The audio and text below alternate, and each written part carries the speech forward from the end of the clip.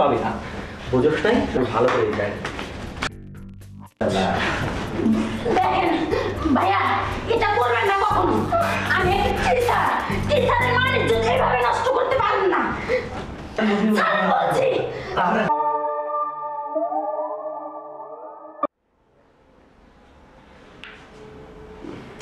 আমি তো এটা বুঝতেছি না। কেন বুঝবা না? কেন? ভালো করে মনোযোগ দিয়ে দেখো, দেখে দেখে পড়ো, বুঝবা, ঠিক বুঝবা। দেখে দেখে তো সবসময় সুগন্ধ নেই। আমার তো পড়তে মন চায় না। যখন আপনি আমার পাশে থাকেন না, তখন চারদিকে কি আছে কোনো কিছু তখন দেখতে মন চায় না। তখন শুধু দেখতে মন চায় কাকে জানেন? শুধু আপনাকে দেখতে মন চায়। আপনার একটু জড়াইয়া ধরি। আচ্ছা ঠিক আছে, থামো এখন। তোমার বড় ভাই যদি দেখে ফেলে, মান সম্মান সবই যাইবে। আর তুমি হলো জুনিয়র, আমি হলো সিনিয়র, বুঝছো? কিন্তু তারপরেও আমাদের ভিতরে তো রিলেশন চলতেছে, কিন্তু এটা তো কাউকে জানানো যাবে না। সেইভাবে আমাদের সিস্টেমে চলতে হবে। তুমি মনোযোগ দিয়ে পড়াশোনা করো, দেখো সামনে তোমার পরীক্ষা, এরকম পাগলামি করো না। শোনেন, আর একটা কথা বলি। আপনি তো জানেনই যে বিন্দু মরিচে জাল বেশি। আমি ছোট মানুষ, আমার কিন্তু জাল আছে।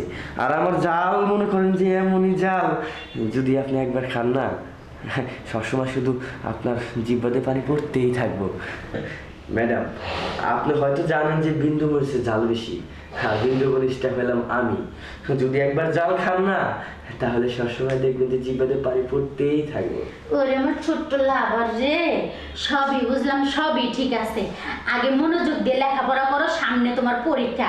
পরীক্ষায় কিন্তু অবশ্যই পাস করতে হবে, আর পাস করলেই আমরা দুজনে এক হয়ে যাব, বুঝতে পারছো? এখন মনোযোগ দিয়ে পড়াশোনা করো লক্ষ্মী সোনা। আচ্ছা, কিন্তু আমি তো এটা বুঝতেছি না, আমার একটু বুঝাই দেন।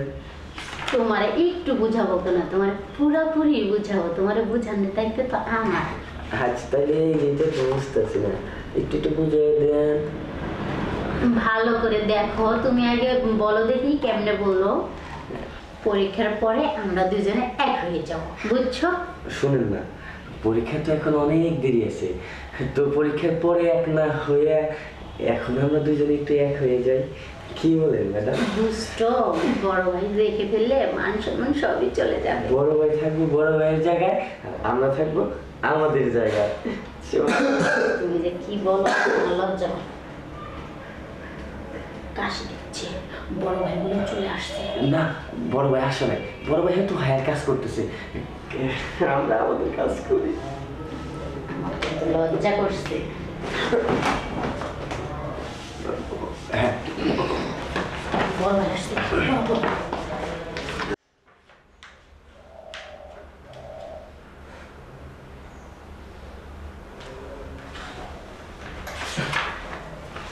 কে রোহন? ভাই পড়তেছস? হ্যাঁ, কিছুদিন পরে এক্সাম তো, তাই একটু লেখাপড়া করতেছি। আচ্ছা শোন না, ওই যে বাসার তো দুধ শেষ হয়ে গেছে, তুই এক কাজ কর, বাজারে যেয়ে তোর 1 প্লেট দুধ নিয়ে আয়। ভাই একটু পরে যে ম্যাডাম আসবো তো, আমার পড়া আছে। আর সমস্যা কি, ম্যাডাম আসে না, একটু ওয়েট করবে। তোর তো যাইতে আসতে সময় লাগবে না, যাবে দেখ। তুই তো জানো সেদিন একদিন দুধ না খেলে আমার ভালো লাগে না। ভাই তুমি একটু কষ্ট করে যাও। দেখ আমার পাটা না অনেক ব্যথা করতেছে, প্রচুর ব্যথা। তাহলে তোর বলতাম, জানা ভাই। 5 থেকে 10 মিনিটের মধ্যে ম্যাডাম আসবে। ভাই প্লিজ, আমি ম্যাডামকে বুঝাই বলবো, মানে আমার পাটা অনেক ব্যথা করতেছে দেখে তোর বলছি। যা ভাই প্লিজ যা। আচ্ছা ঠিক আছে, যাই তো।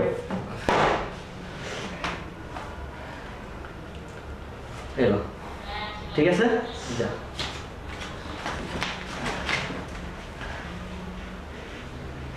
যাও, তুমি এদিকটা দুধ নিয়ে আসো, আমি এদিক দিয়ে একটু দুধের ব্যবসা করি।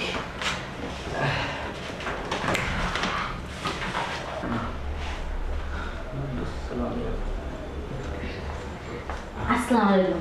ওয়ালাইকুম আসসালাম। ভালো আছেন ভাইয়া? হ্যাঁ ভালো আছি। রুহুলকে যে দেখছি না, রুহুল কোথায়? আসলে রুহুল আছে, ঠিক আছে। এক কাজ করুন, আপনার সাথে আমার একটু কথা আছে, আপনি একটু কষ্ট করে আমার বেডরুমে চলুন।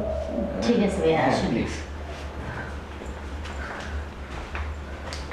আসুন না, বসুন।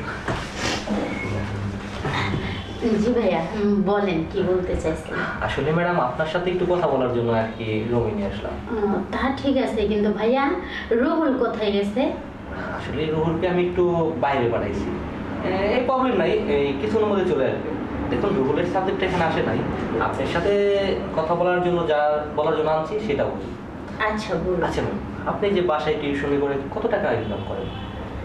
এই তেমন না, যে টাকাটাই পাই এই টাকাটা দিয়ে মানে ভালো ওইভাবে চালিয়ে নিই আর কি। আরে ম্যাডাম, বর্তমান যুগে আপনি কয় টাকা টিউশন করে কি আপনার সংসার চলে বলেন?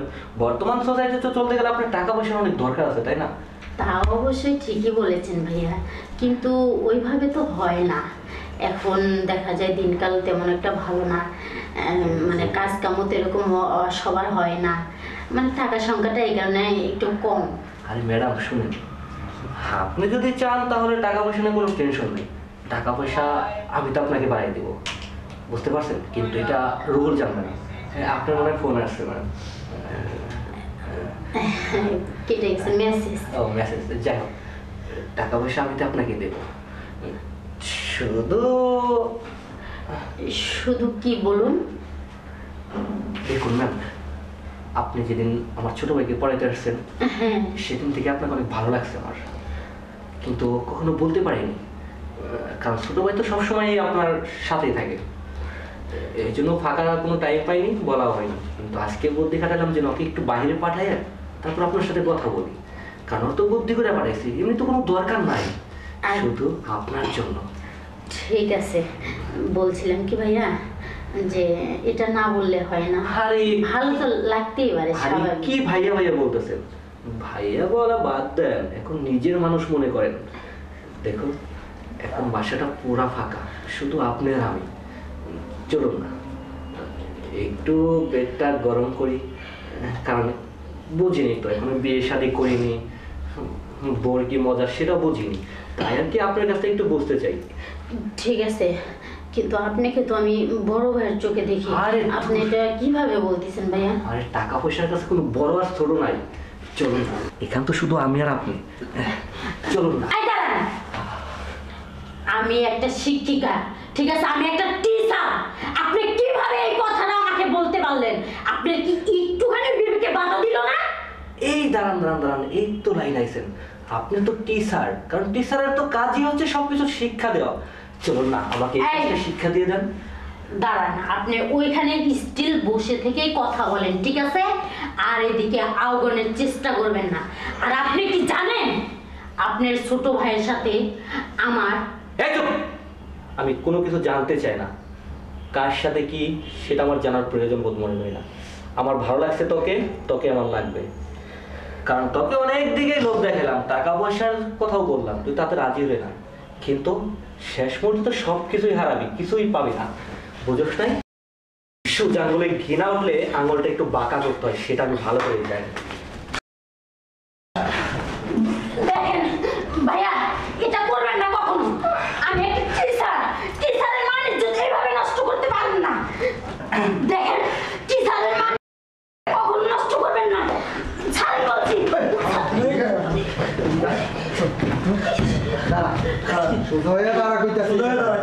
এইসব কি? এইসব কি? কিরে মাহবুব, এরা আমার বাসায় কেন?